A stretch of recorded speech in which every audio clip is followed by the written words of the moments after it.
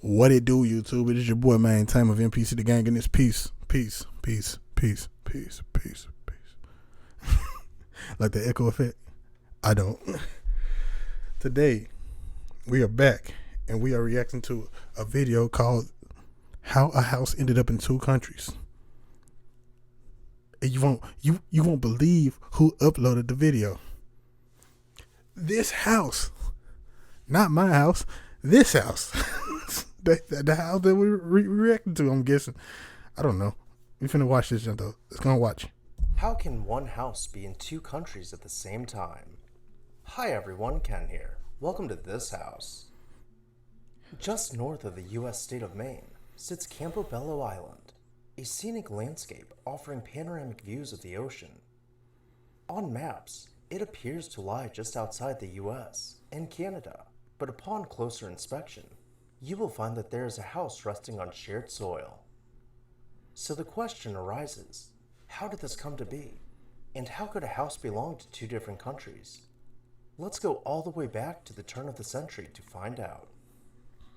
In the late 1800s, the national borders between the United States and Canada were not as defined as they are now, and oftentimes, people living along the border would dispute which country they actually lived in and to whom they owed their taxes. I wouldn't pay a dime to either or.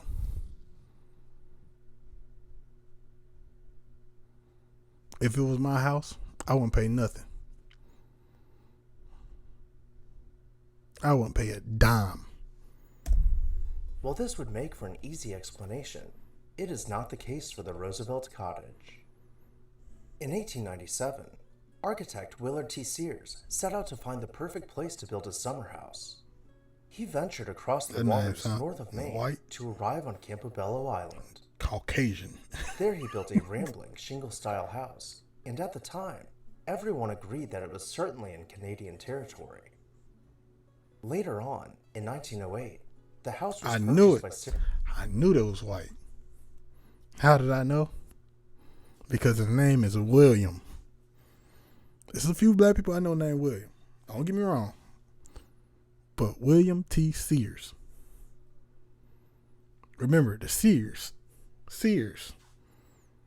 I don't know no black person with the last name Sears at all. So, Roosevelt, and gifted to her son, the future president of the United States, Franklin Roosevelt. Franklin, along with his wife Eleanor, would escape the summer heat in the U.S. and head up north to their cottage to enjoy the cooler weather. Not only was there a vast lawn for playing sports, but they could take to the waters in their sailboat, enjoying waves until dusk. Though the couple was considered old money and were part of high society, they never meant for their humble cottage to become ostentatious.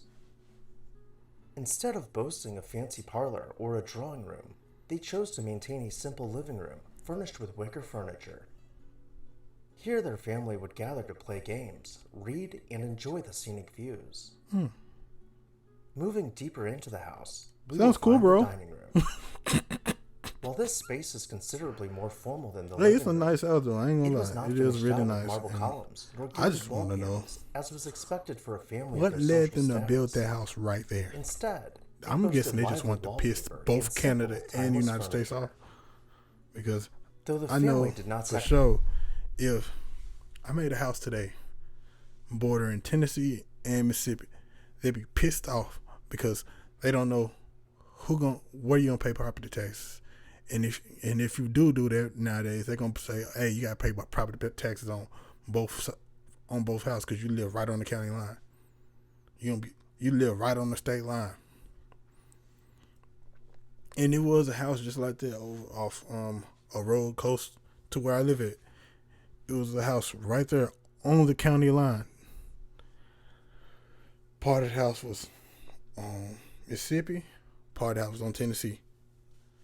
And I said, man, I know they hate paying taxes.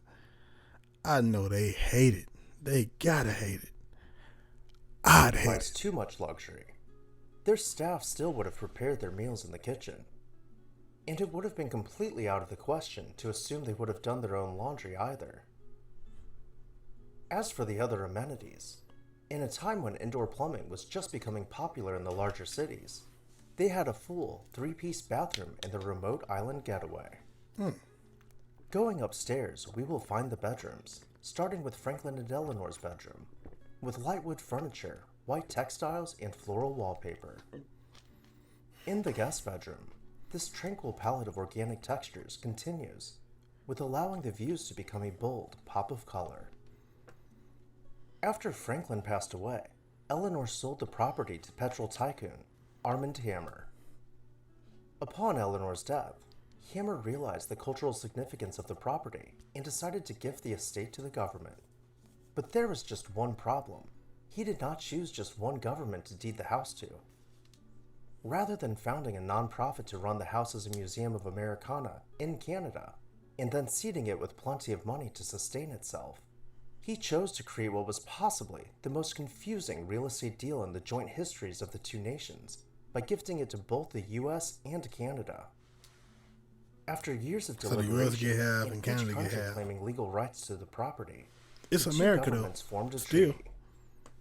It was decided that the estate would become an international park, which would be jointly owned, it's still North America, and maintained by both governments. In 1964, President Lyndon B. Johnson and Prime Minister Lester B. Pearson signed the required legal documents to open the parks to each of their country's respective citizens. Since then, it has been managed by the U.S. National Park Service and by Parks Canada.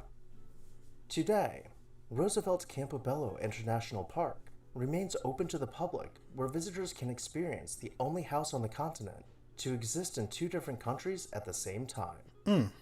What about this video stood out to you the most? The fact that a house stay in two countries, that's what stood out to me the most. How can this house be in two countries at the same time? Got to pay 2 taxes.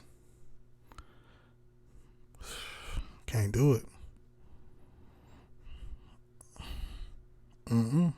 Not me. I like this video. And if I liked it, I'm pretty sure you kind of liked it. If you didn't, still hit the like button. Share this video with your friends. Subscribe to the channel for more content like this. Drop a comment of what you want to see next. And hit that post notification bell to get notified every time that we post. MT and Maintain is out. I will see you in the next one.